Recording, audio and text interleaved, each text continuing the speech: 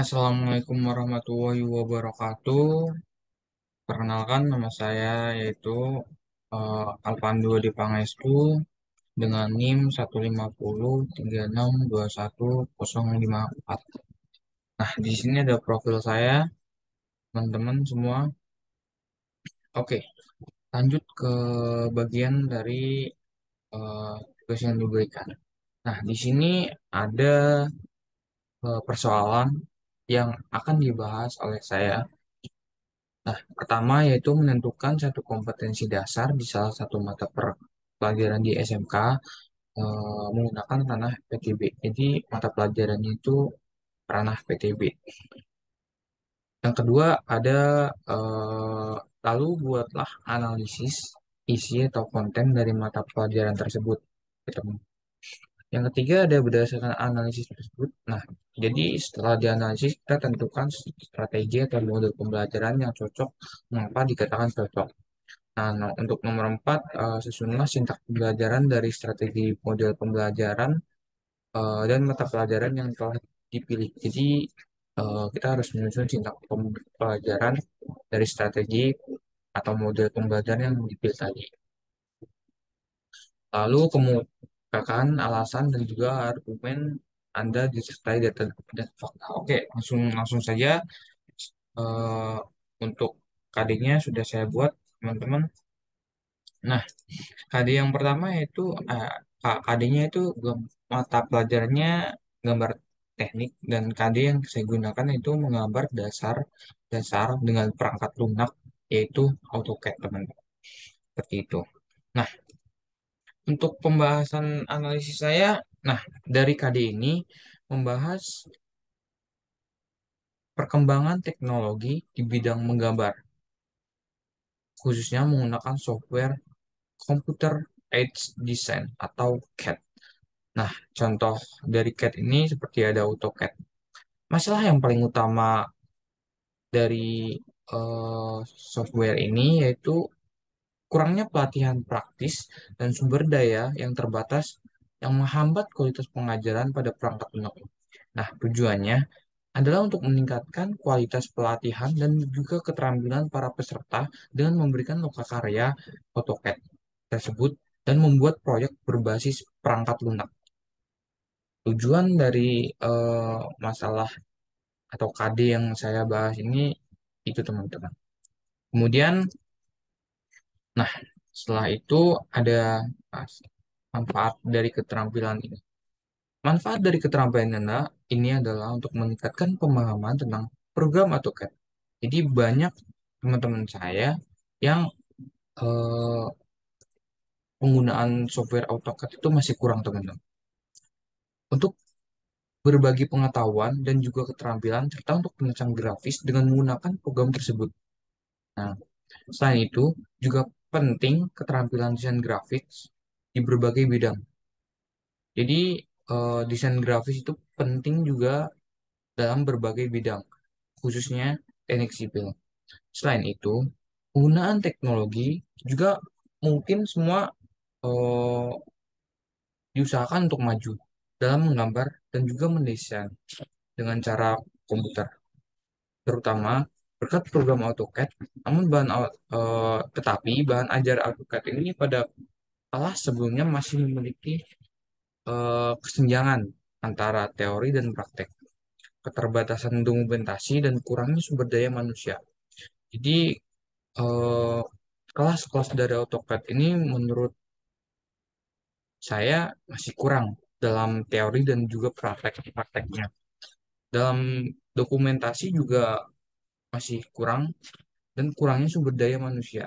Gitu. Dari seminar, pelatihan AutoCAD ini bertujuan untuk meningkatkan kualitas dan keterampilan mahasiswa dalam proyek desain bangunan menggunakan AutoCAD. Nah, jadi mahasiswa ini harus memperbanyak ilmu dengan cara salah satunya yaitu seminar pelatihan AutoCAD, teman-teman. Setelah itu ada pembelajaran berbasis proyek setelah dianalisis.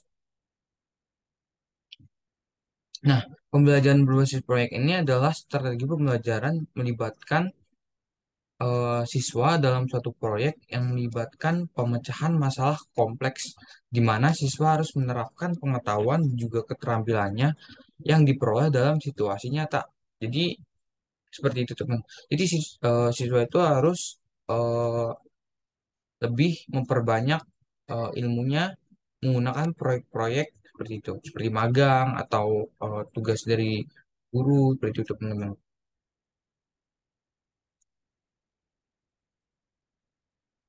Nah, kemudian kemudian untuk pembelajaran berbasis proyek ini melibatkan kerja tim. Setelah kerja tim, kita akan mendapatkan umpan balik dan juga refleksi. Pembelajaran berbasis proyek ini juga dianggap cocok dengan pembelajaran AutoCAD karena pembelajaran AutoCAD ini melibatkan banyak latihan, teman-teman. Jadi AutoCAD itu harus memperbanyak latihan-latihan seperti itu, teman-teman. Setelah kita mendapatkan ilmu dari seminar-seminar yang kita lakukan tadi, kita harus memperbanyak pelatihan. Pelatihan sendiri maupun dengan teman. Yang penting kita harus mencoba. Setelah itu, eh, karena pembelajaran AutoCAD ini melibatkan banyak latihan, seperti membuat desain grafis, mengedit, dan juga menyelesaikan proyek desain konstruksi bangunan, menggambar ini itu. Saat mempelajari AutoCAD, juga siswa harus menerapkan keterampilan dan pengetahuan yang dipelajari ke situasi kehidupan nyata. Jadi kalau misalkan teman-teman punya tanah yang akan dibangun, nah itu kita harus memproyeksikan AutoCAD tersebut dari tanah yang akan dibangun. Mungkin iseng-iseng membuat denah yang akan dibangun seperti apa, mungkin seperti itu teman-teman. Pembelajaran berbasis proyek juga membantu siswa mengembangkan keterampilan sosial seperti kerja tim, komunikasi, seperti itu teman-teman. Oke, lanjut saja. Nah,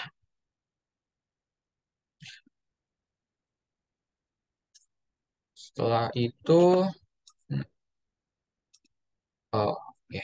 Pembelajaran berbasis proyek juga telah banyak digunakan untuk membantu membuat hidup lebih mudah bagi pengguna komputer. Jadi dulu tuh sebelum ada AutoCAD, penggambaran proyek ini masih menggunakan manual. Jadi itu membutuhkan kedetailan sangat sangat luar biasa dan juga keterampilan yang harus dimiliki oleh eh, siswa.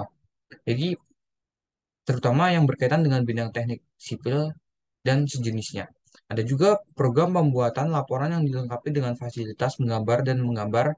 AutoCAD adalah program aplikasi komputer yang biasa digunakan untuk mengambil foto atau bisa juga dengan Google Photos. Nah, jadi program ini menyederhanakan dan mempercepat pembuatan gambar dan edit gambar. Jadi AutoCAD sekarang itu bisa dari foto PDF.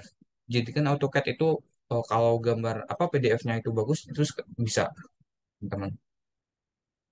Nah, di sini saya sudah eh, mengerjakan suatu sintaks pembelajaran. Nah, di sini kita KD-nya menggunakan perintah dasar gambar terdapat perangkat lunak, ada kognitif, afektif, psikomotorik. Nah, di sini kognitif ada berbagai kognitif. Yang pertama C1, C2, C3, C4. Nah, C afektif C1, C2, C3, psikomotor C1, C2, C3. Itu teman-teman. Setelah itu, nah, model pembelajaran project based learning. Nah, dari pernyataan di atas, jadi pentingnya penggunaan perangkat lunak dan juga desain komputer CAD seperti AutoCAD dalam teknik sipil di atas. Bagaimana sih kurangnya pelatihan langsung dan juga sumber daya yang terbatas menghambat kualitas instruksi perangkat lunak itu. Nah, pernyataan di atas juga menyebutkan bahwa manfaat dari keterampilan ini adalah untuk meningkatkan pemahaman kita tentang program AutoCAD. Berbagai pengetahuan, keterampilan, serta desain grafis dengan menggunakan program tersebut. Nah, dari hasil penelitian, penelitian yang dilakukan oleh Kara tentang penggunaan CAD dalam teknik sipil, penggunaan perangkat lunak CAD dapat meningkatkan efisiensi dan produktivitas dalam desain, manufaktur, dan juga dokumentasi proyek teknik sipil.